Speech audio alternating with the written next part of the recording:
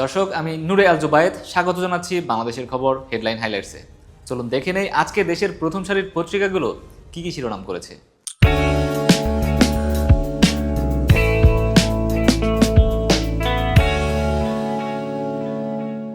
শুরু করছি বাংলাদেশের খবরের শিরোনাম দিয়ে।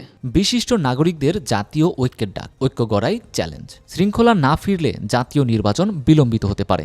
অভ্যুত্থানের সফলতা ধরে রাখতে সরকারের সুস্থিরতা প্রয়োজন। ২১ আগস্ট গ্রেনেড হামলা, ডেথ রেফারেন্স ও আপিলের রায় আজ। চট্টগ্রামে আইনজীবী হত্যায় আসামি ৩১।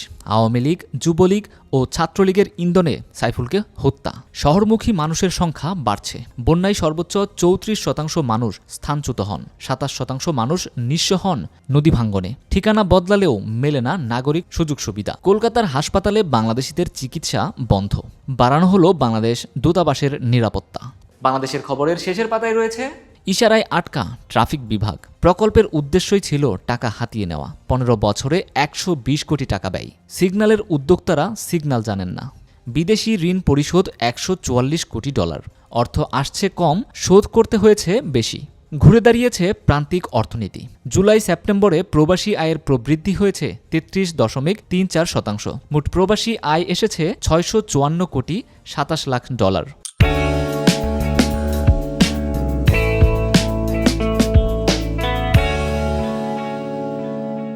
কালের কণ্ঠে আজকের শিরোনাম, পলি প্লাস্টিকে নদীর মরণদশা। স্বল্প মূল্যে পলিথিনের বিকল্প দিতে হবে বলেছেন সৈয়দ হাফিজুর রহমান। নারী আসনে সরাসরি ভোটে পাল্টে যাবে অনেক হিসাব। জাতীয় সংসদ নির্বাচন। বিদ্যমান সীমানায় অনেক পরিবর্তন আসতে পারে। এইডস আক্রান্তদের মধ্যে ৪২% সমকামী। বিশ্ব এইডস দিবস।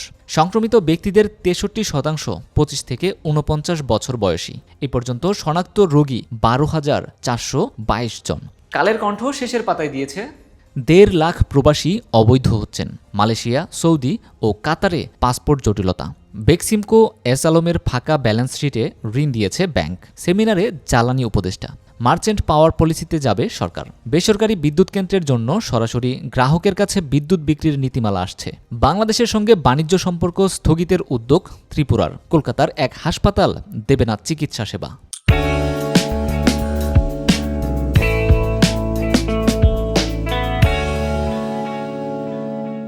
প্রথম আলোর আজকের শিরোনাম, প্রকল্পে ১৫ বছরে ৩.৫ কোটি টাকা লুটপাট। প্রতিবেদনের উল্লেখযোগ্য তথ্য, ১৫ বছরে এডিপিতে খরচ ৭,২০,০০০ কোটি টাকা, অপচয় ১,৬১,০০০ থেকে ২,৮০,০০০ কোটি টাকা।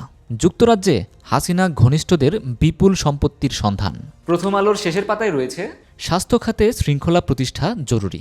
গোলটেবিল বৈঠক। প্রাথমিক স্বাস্থ্যসেবার উন্নতি ছাড়া বাংলাদেশে সার্বজনীন স্বাস্থ্য সুরক্ষা অর্জন করা সম্ভব নয়। সঠিক কাজ করার উপযুক্ত সময় এখনই। চিরতরে থেমে গেল রিফার ছবি আঁকা। গত ২৬ নভেম্বর ভিকারুন্নেসার শিক্ষার্থী রিফা নানজিবা ডেঙ্গুতে মারা গেছে। নভেম্বরে ডেঙ্গুতে রেকর্ড সংখ্যক ১৭৩ জনের মৃত্যু।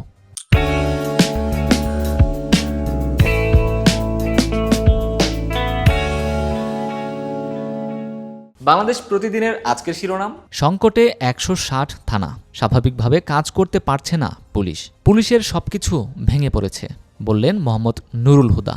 বিএনপি ২০২৫ সালেই ভোট চায়। ত্রয়োদশ জাতীয় সংসদ নির্বাচন নিয়ে বর্তমান অন্তর্বর্তী সরকারকে নির্দিষ্ট সময় বেঁধে না দিলেও ২০২৫ সালের মধ্যেই ভোট চায় দেশের অন্যতম প্রধান রাজনৈতিক দল বিএনপি।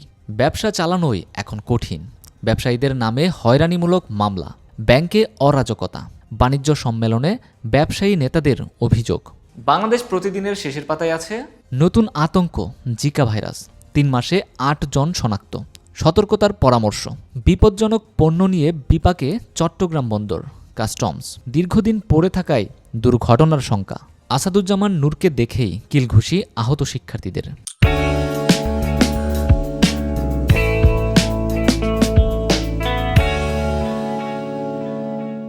সমকাল শিরোনাম করেছে দিল্লির মন বুঝে এগোবে ঢাকা। বাংলাদেশ ভারত সম্পর্ক।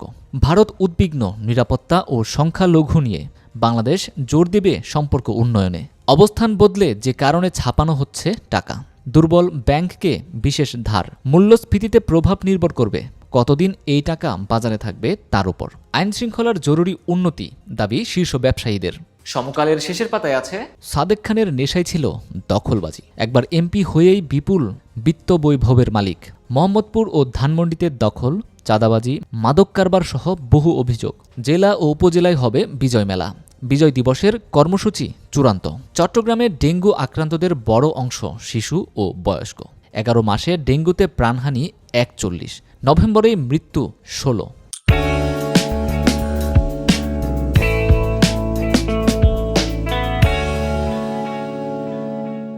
যুগান্তরের আজকের শিরোনাম, ভারতীয় মিডিয়ার ভূমিকা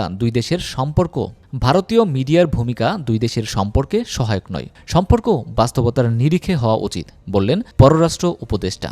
ঢাকা চেম্বারে বাণিজ্য সম্মেলন, জ্বালানি ও আইন শৃঙ্খলা নিয়ে উদ্বিগ্ন ব্যবসায়ীরা।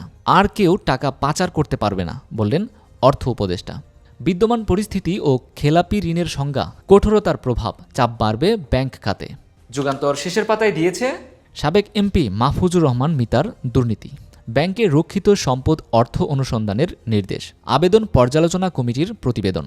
অবসরপ্রাপ্ত শত কর্মকর্তাকে সচিব পদমর্যাদায় সুপারিশ। তালিকায় আছে গত সরকারের সময়ে বঞ্চিত 1,500 কর্মকর্তার নাম। ডেঙ্গুতে 1 মাসে সর্বোচ্চ মৃত্যু দেখল নভেম্বর, 24 ঘণ্টায় 3 মৃত্যু। হাসপাতালে ভর্তি 675।